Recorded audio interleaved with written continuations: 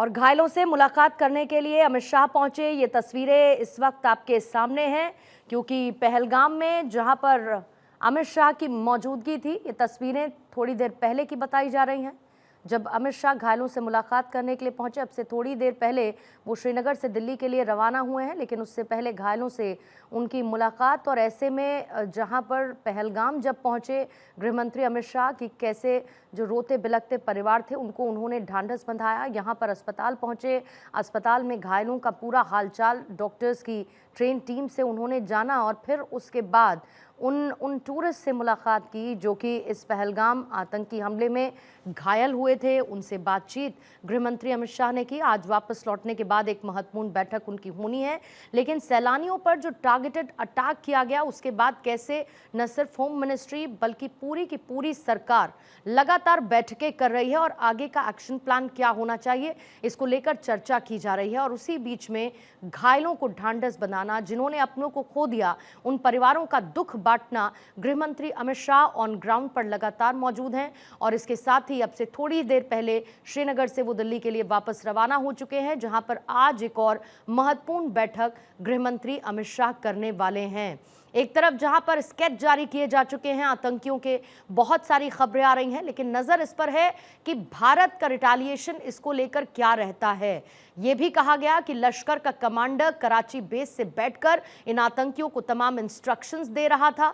कैसे इस आतंकी घटना को अंजाम दिया गया उसकी पूरी प्लानिंग पाकिस्तान के कराची में हुई है।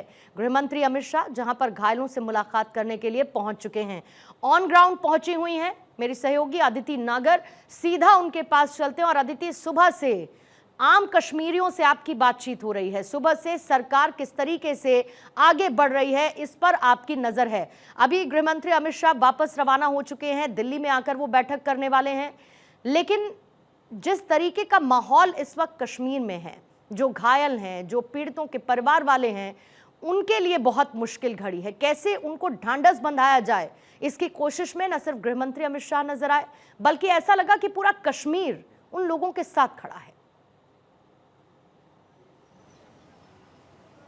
ये जो बदले भारत की हम जिक्र करते हैं अक्सर कि भारत बदल रहा है, बदल गया है, कश्मीर बदल गया, ये नया कश्मीर है, ये नए कश्मीर की तस्वीर है, तो वो तस्वीर मैं आपको बताना चाहूंगी।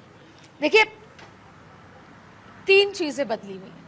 पहला कि ये कश्मीर वो लाल चौक जहां पर एक समय टेररिज्म, इंडियन फ्लैग नहीं लहराया जा सकता था, आतंकवादी खुलेआम घूमते थे, वहाँ अटैक्स होते थे, तमाम तरीके की चीज़ें होती थी।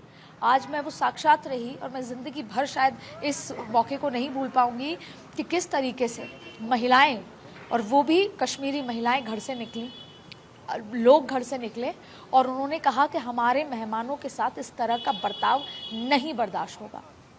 और आज कश्मीर दुखी है, मौन है, लेकिन उस उम्मीद के साथ कि ना तो दोबारा ऐसा होगा हमारे मेहमानों के साथ, और जो ये टूरिस्ट आए थे ये हमारे भाई बहन हैं। ये है बदलते तस्वीर, बदलते कश्मीर की तस्वीर। दूसरी बड़ी बात है, एक उम्मीद आपने देखी, पूरा देश स्तब्ध है, दुखी है, मौन है, लेकिन उम्मीद है कि जवाब तो देंगे, उम्मीद है कि जवाब तो घर में घुस के दिया जाएगा। तो ये उम्मीद भी एक बहुत बड़े बदलाव का संकेत देता है। ये पता है कि भारत आज, भले ही हमेशा से कहा जाता है कि भारत पहले आंख दिखाता नहीं है, लेकिन फिर अगर कोई उसे आंख दिखाए तो वो छोड़ता नहीं है, इस तरह की उम्मीद। और ये उम्मीद पहली बार मैंने महबूबा मुफ्ती से जब इंटरेक्शन किया, जब हम पॉलिटिक्स में पक्ष विपक्ष की बात करते हैं, तो वही उम्मीद केंद्र सरकार से महबूबा मुफ्ती को भी है, वही यहाँ पे आम कश्मीरी को भी है, और वही पीडीपी से एनसी के जो कार्यकर्ता है या जो आम कश्मीरी जो यहाँ रह रहे हैं, वो ये कह रहे हैं कि सरकार पहले जिन्होंने ऐसा किया उनको पनिश करे।